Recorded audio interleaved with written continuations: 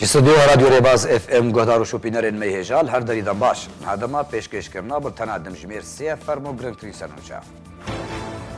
سروک اوفیسا پیوندین در و انا کسی راد گینا کو هولن جیبجی کرنا گورتنان دریو بریان هادل باکوری سوریه تنکرن اندامه کی همان اوفیس دبیجا لروسیا رین چارا سر کرنا کریزا سوریه و مافن گلگ کرد ده سوریه نو دهاتن گوتو بیش کرن 4 سال سرچونا پیشمرگین کردستانش بو کوبانه در باز بون لعمود جی یکمین سال و گرا شهید بونا پیشمرگی روج آلدار عینو هات وجاندن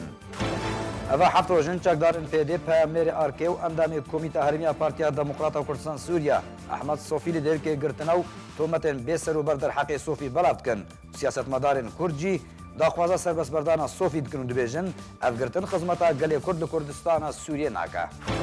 دم باش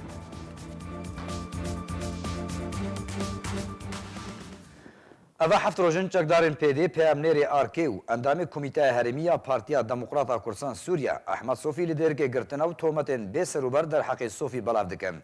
احمد صوفی پیامنر آرکیو اندام کمیته هرمیا پارتیا دموکراتا کردستان سوریا دماکو لگل دو براین خالصر ریا بانا قصر بری ویلدر که بو جاریه چکدارن پیده و هاتا بنچاف کرن و برف جای کی ندیار و هات بو برن لگوری جه درنا خوجه دیر که اشکره کربون روژا 23 مهی آنگو روژا پشتی رواندنه پیده اعتراف کر که صوفی لباوانا اولی کورینان لگل صوفی دکن پشت ده ورا دادگاه کرن بیکو تو تومتین راستقین درباره احمد صوفی هبن ده هر دو روژین بوری دجی هنجه درین مدیایی سر به پیده و تومتین به سروبر در حق صوفی بلاف کرن درباره گرتنا پیامنر آرکی مدیکار احمد صوفی هر یک جسم دیگه روزنامه‌وانین کردستان سوریا و رخصنا مافی مروان لسوریه داد یکیتیان ویسکارن کرد لسوریه داخویانی بلاف کرن و گرتناوی بتوندی شرمزار کرن داخوازا سربس بردانا صوفی کرن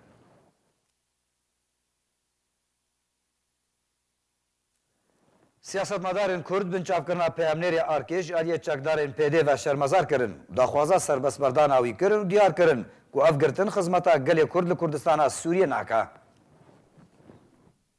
بو حمی گرتین زندانا بطیبت حوال احمد صوفی و همه حوالو عبدالرحمن آبو نخواستم ایگو شکم داد گرتن بگومان اف گرتنی هانا که اما کی پارتی دموکراتی کردستان سوریا و هر وها انجمنان اجتماعی کرد ام بینن اویا ناکفن خدمت اکرزیا مالا کرد ناکفن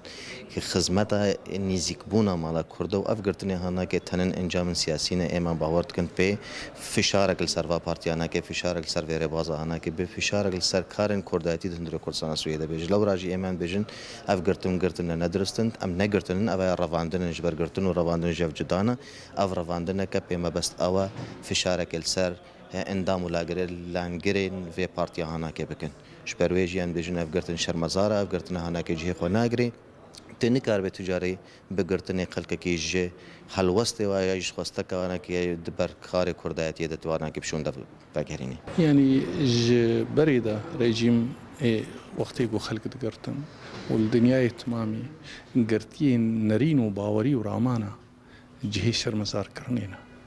ایروجی اف گرتناگو احمد صوفی یان کسن ولوتین گرتن یان سیاست مدار ده وقت کی کار و بارد بید هندروی سوریا ده باوایک رژیم سروک اوفیسا پیوندین در و انا کسی راگهاند هولین گوهرتن اندری و بریان هادل باکوری سوریه تنکرن دو داخویانیه که ده سروک اوفیسا پیوندین در و انجمن اجتماعی کرد لسوریه کامیران حاجو جری باز را راگهاند کو هولین جیبجی کرنا گوهرتنان دریو بریان هادل باکوری سوریه تنکرن تاکو پیده نمینه پارتیا تکانه دریو بریه ده دو داخویانیه خوده حاجو سربار کرو گود کو او گوهرتن مبز جه اوه کو پیده لاواز بکو انا کسی و هزین سیاسیین دن و رولاوان هبه حاجو هروها گوجی کو او دورین عربیین دبن کنترل قصده ده و آراستی خلکین وان دورا ببن دبار دوامی داخویانی خود حاجو گوت کو امریکا راگهاندیا جوان رجی گوتیا کو چری کفتن سیاسی به پیده را توننا امریکا پیده وکا حوال بند نابینا و تنج بر شر داعش تین کار آنین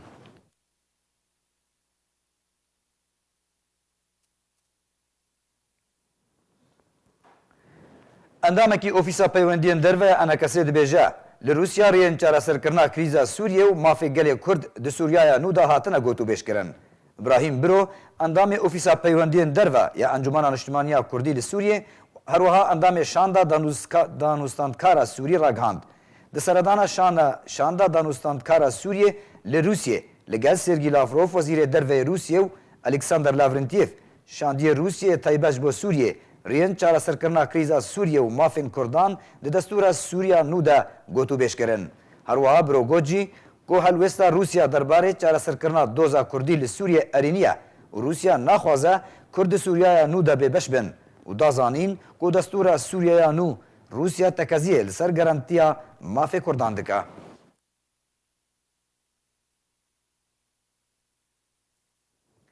Çar sal serçûna hêzên pêşmergeyên Kurdistanê ji bo bajarê Kobanê ê Rojavayê Kurdistanê re derbas dibin. Di 28 meha dihan de sala 2014 de ji bo piştevaniya bajarê Kobanê û şerê terora Daişê bi fermanekê jê Serok Mesûd Barzanî. Hêzek ji pêşmerge berev Kobanê birêket û beşdarî di şerê Daişê dikir. Di 28 meha dihan sala 2014 û bi fermanekê ji Serok Mesûd Barzanî Serokê Herêma Kurdistanê hêzên pêşmerge ji bo bajarê Kobanê yê Rojavayê Kurdistanê da ku berevaniyê di ber bajêr de û şerê terorê bikin hatin şandin. Piştî pejrandina piraniya endamên Parlemana Kurdistanê ji bo şandina hêzek ji pêşmerge ji bo bajarê Kobanê, Serok Mesûd Barzanî karîbû hêzên pêşmerge diriya Tirkiyeyê re naxwasin Bakurê Kurdistanê bişîne Kobanê û di 28 meha dihan hêzên pêşmerge yên destîşankirî ji Herêma Kurdistanê birêketin. Piştî sê rojan di 31 meha dihan gihîştine Kobanê û beşdarî di şerê dûrxistin û derxistina rêxistina Daişê ya terorîst kirin. Kotana ew rêxistin mezintirîn û metirstrîn rêxistin di cîhanê de ye. Di dema hêzên pêşmerge gihîştiye Bakurê Kurdistanê bi bilindkirina ala Kurdistanê, Kurdên Bakur bi gul û çîçekan pêşwazî li pêşmergeyan kirin. Heman hest û helwêst li cem xelkê Kobanî jî bû û pêşwaziyên germ li wan kirin û kêfxweşiya xwe anîn ziman. Çûna hêzên pêşmerge ji Herêma Kurdistanê ji bo Kobanê û hawerhatina êş û kulên wê û diriya xaka Tirkiyeyê re rojeka dîrokî ye ku karîbûn bi hêzên beşdar re rêxistina Daişê ji gund û taxên dagirkirî derxînin û navê xwe di dîroka Kurdî de tomar bike û biçespîne. Gotanha ew roj weke şanaziyekê ye li çarpaşa Kurdistanê û Kurd pê serbilind û serifrazin. Li bajarê Amûdê yekemîn salvegera şehîdbûna pêşmergeyê roj Aldar Eynû hata vejandin. Bi beşdariyan û nerên partiyên NKS û Heval û Dost û Malbata Pakrewan welatiyên bajarê Amûdê yê Rojavayê Kurdistanê yekemîn salvegera şehîdbûna pêşmergeyê leşkerê roj Aldar Hewas Eynû li Amûdê bi hildana alayên Kurdistanê û wêneyên şehîd û Serok Barzanî hata vejandin. Wê helkeftê destpêka Qur'ana pîroz li ser gorna şehîd Eynû hat xwendin û gorzên gulan jî hatin danîn. Aldar Hewas Eynû yek ji pekrewanên destana şerê Sihêla ye ku li şerê Ên Ewês li dijî artêşa Iraqê û heşda şeعبî şehîd ketibû.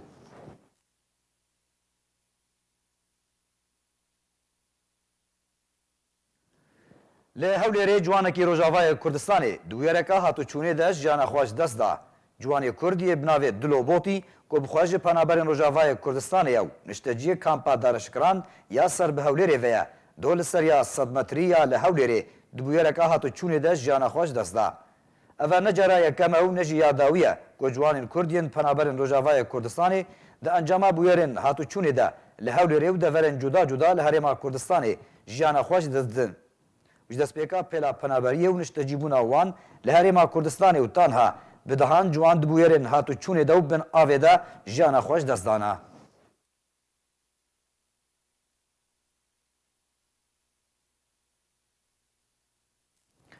Şopînerên me hêja berî ku em biltena xwe demjimêr sê bi dawî bînin dubara me senûçeyan bêne bîrawa.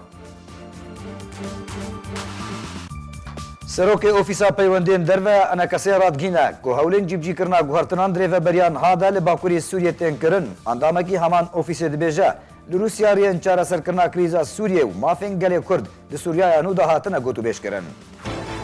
4 sal li serçûna pêşmergeyên Kurdistanê ji bo Kobanê derbas bûn û li Amûdê jî yekemîn salvegera şehîdbûna pêşmergeyê roj Aldar Eynû hat vejandin.